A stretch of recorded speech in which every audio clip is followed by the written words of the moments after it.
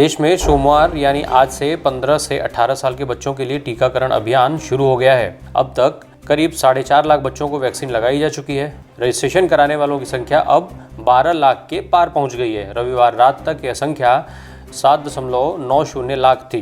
उधर कोरोना संक्रमण में तेजी को देखते हुए युवाओं को इसके खतरे से बचाने के लिए टीकाकरण को लेकर सरकार ने राज्यों और केंद्र शासित प्रदेशों को 15 से 18 वर्ष के किशोरों के लिए अलग टीका केंद्र बनाने की हिदायत दी है ताकि कोविड वैक्सीन का घालमेल न हो पाए। अगली खबर, इस मौके पर आज उत्तर प्रदेश के मुख्यमंत्री योगी आदित्यनाथ लखनऊ के सिविल अस्पताल का निरीक्षण करने पहुंचे। यूपी में 15 से 18 साल के बच्चों को कोरोना वैक्सीन की पहली डोज लगने की शुरुआत सुबह 9 बजे से हुई।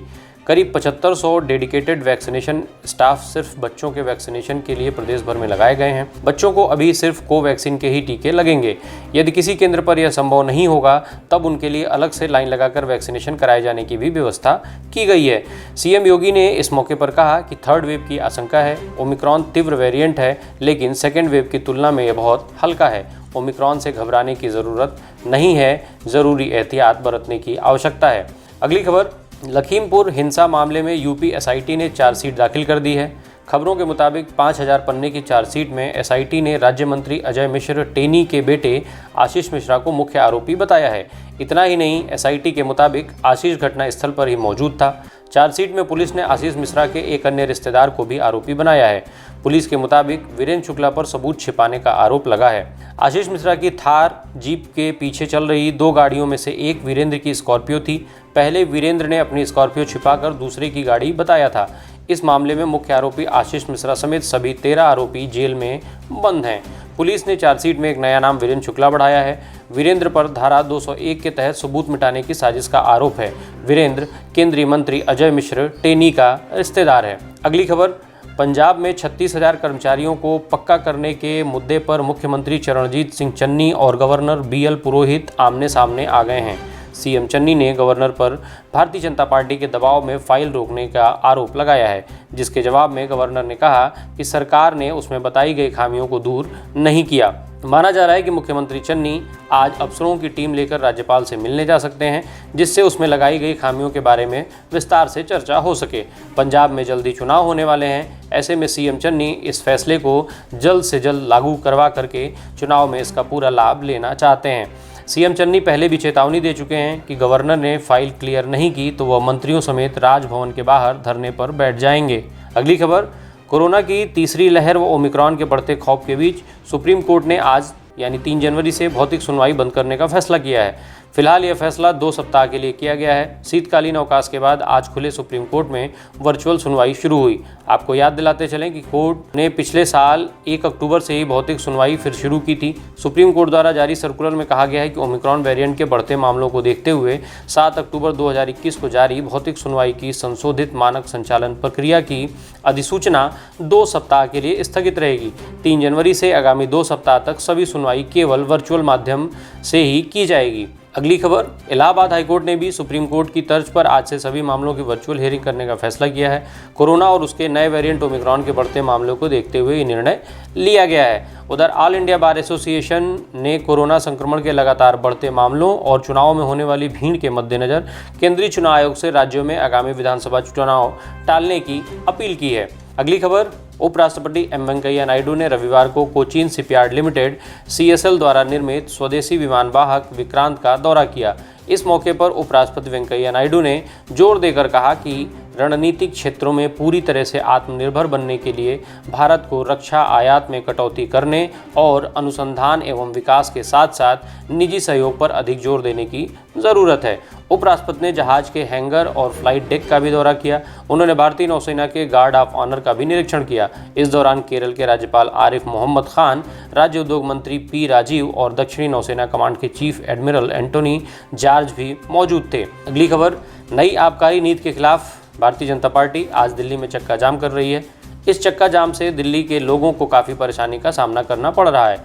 अक्षरधाम से लेकर लिंक रोड तक भारी जाम लगा हुआ है। भाजपा के कई सांसद और नेता इस प्रदर्शन का नेतृत्व संभाल रहे हैं। दिल्ली में कोरोना के बढ़ते मामलों के चलते ग्रेप के प्रतिबंध झेल रही दिल्ली अब भारतीय जनता पार्टी के प्रदर्शन के चलते सप्ताह के पहले दिन ही परेशान हो रही है। आपको बताते चलें कि दिल्ली इन दिनों ग्रेप लेवल 1 के गाइडलाइन के अनुसार चल रही है, जिसके तहत मेट्रो बसें सिर्फ 50% सीट क्षमता के साथ ही चल रही हैं और अन्य सार्वजनिक वाहनों पर भी कई तरह की रोक है। ऐसे में सुबह से ही लगे लंबे जाम से लोग अपने गंतव्य तक समय से नहीं पहुंच पा रहे हैं। अगली खबर, दक्षिण अफ्रीका के केप टाउन में स्थित संसद भवन में आग लगने की वजह से छत गिर गई। दमकल विभाग की 35 गाड़ियों ने मौके पर पहुंचकर आग पर काबू पाने की कोशिश की। आग लगने की वजह से संसद के कई हिस्से जलकर खाक होने की आशंका है। स्थानीय समय अनुसार आज सुबह करीब 5 बजे हाउस ऑफ पार्लियामेंट में आग लगी। संसद में आग लगने की कई तस्वीरें और वीडियो सोशल मीडिया पर शेयर की जा रही हैं। आग लगने की वजह अभी तक स्पष्ट नहीं हो पाई है। हालांकि मीडिया रिपोर्ट्स में शॉर्ट सर्किट से आग लगने की आशंका जताई जा रही है। अगली खबर, पाकिस्तान के प्रधानमंत्री इमरान खान की पूर्व पत्नी रेहम खान ने दावा किया है कि उनकी कार पर कुछ लोगों ने हमला किया। इतना ही नहीं, उन्होंने इस हमले को लेकर इमरान खान पर निशाना साधते हुए पूछा कि क्या यही नया पाकिस्तान है। रेहम ने ट्वीट कर हमले की जानकारी दी। रेहम ने एक और ट्वीट कर लिखा, मैं एक आम नागरिक की तरह पाकिस्तान में ही जीना और मरना चाहती हूँ। आपको बताते चलें कि रेहम खान इमरान खान की बड़ी आलोचक मानी जाती हैं और अक्सर इमरान सरकार पर निशाना साधती रहती हैं। वे सोशल मीडिया पर महंगाई, पाकिस्तानी रुपए की कीमत में गिरावट, हमले जैसे तमाम मुद्दों पर इमरान सरकार को घेर चुकी हैं। अगली खबर, देश में अब ओमिक्रॉन के कुल मामले बढ़कर 1703 हो गए हैं। इनमें 580 लोग ठीक भी हुए हैं। वायरस की वजह से 24 घंटे में 9 लोगों की मौत हो चुकी है। इसके अलावा इसने अब कुल 23 राज्यों में दस्तक दे दी है। महाराष्ट्र में बीते 24 घंटे में ओमिक्रॉन के 50 मामले सामने आने के बाद अब सबसे ज़्यादा 510 मामले यहाँ हो गए हैं। वहीं 351 मामलों के साथ दिल्ली दूसरे स्थान पर है। अन्य राज्यों की बात करें तो तमिलनाडु में 117, गुजरात में 136, केरल में 109, राजस्थान में 69, तेलंगाना में 67, कर्नाटक में 64, हरियाणा में 63, पश्चिम बंगाल में 20, आंध्र प्रदेश में 17, ओडिशा में 14, मध्य प्रदेश में 9, उत्तर प्रदेश में 8, उत्तराखंड में 4, चंडीगढ़ व जम्मू कश्मीर में 3, अंडमान एवं निकोबार में 2, गोवा, हिमाचल प्रदेश, लद्दाख, मणिपुर और पंजाब में एक एक मामला दर्ज किया गया है। अगली खबर, तमिलनाडु सरकार कोरोना मरीजों का अब डिजिटल उपचार करेगी। यहाँ स्वास्थ्य मंत्री ने रविवार को बताया कि राज्य सरकार आइसोलेशन में रहने वाले कोरोना के उन मरीजों के लिए डिजिटल माध्यम से उपचार की व्यवस्था करने पर विचार कर रही है जिन्होंने टीके की दोनों खुराक ले ली है और जो ओमिक्रॉन से संक्रमित पाए गए हैं। स्वास्थ्य एवं परिवार कल्याण मंत्री ने कहा है कि यह सुविधा ओमिक्रॉन के संक्रमित उन मरीजों को भी मुहैया कराई जाएगी जिनका टीकाकरण नहीं हुआ है लेकिन उनमें बीमारी के लक्षण नहीं हैं। उन्होंने कहा कि इन मरीजों के स्वास्थ्य पर एक चिकित्सकीय दल लगातार नज़र बनाए रखेगा। अगली खबर, कोरोना की। देश में कोरोना की रफ्तार लगातार बढ़ती जा रही है। स्वास्थ्य मंत्रालय द्वारा आज जारी आंकड़ों के मुताबिक बीते 24 घंटों में कोरोना के 33,750 नए मामले सामने आए हैं, जो कि एक दिन पहले आए मामलों से 22.5% अधिक हैं। जबकि इस दौरान 123 लोगों की मौत हो गई है। हालांकि इस दौरान लगभग 10,846 लोग स्वस्थ भी हुए हैं। सबसे अधिक चिंता करने वाली बात यह है कि सक्रिय मामले करीब 1,45,582 हो गए हैं। देश में कुल स्वस्थ होने वाले मरीजों की संख्या की बात करें तो यह करीब 3,42,95,407 हो गए हैं, जबकि अब तक कुल 4,81,893 लोगों की मौत हो चुकी है। वहीं कुल वैक्सीनेशन का आंकड़ा 145 करोड़ को पार कर गया है। मौजूदा वक्त में रिकवरी रेट 98.20% है। संक्रमण दर की बात की जाए तो दैनिक संक्रमण दर 3.84% है, जबकि साप्ताहिक संक्रमण 1.68% है। अगली खबर, खेल की। भारत और साउथ अफ्रीका के बीच 3 टेस्ट मैचों की सीरीज में आज होने वाले दूसरे मुकाबले में टीम इंडिया के पास जोहान्सबर्ग में इतिहास बदलने का सुनहरा मौका है। ये मैच जोहान्सबर्ग के वांडरर्स स्टेडियम में होगा। जोहान्सबर्ग को टीम इंडिया का गढ़ माना जाता है। दरअसल भारतीय टीम इस मैदान पर आज तक एक भी टेस्ट मैच नहीं हारी है। आपको बताते चलें कि पिछले 29 साल में भारतीय टीम आज तक अफ्रीकी सरजमी पर कोई भी टेस्ट सीरीज जीत नहीं सकी है। सेंचुरियन में खेला गया पहला टेस्ट 113 रन से जीतने के बाद टीम इंडिया के पास सीरीज जीतने का यह बढ़िया मौका है। हालांकि बारिश भारतीय टीम की जीत की राहों में परेशानी खड़ी कर सकती है।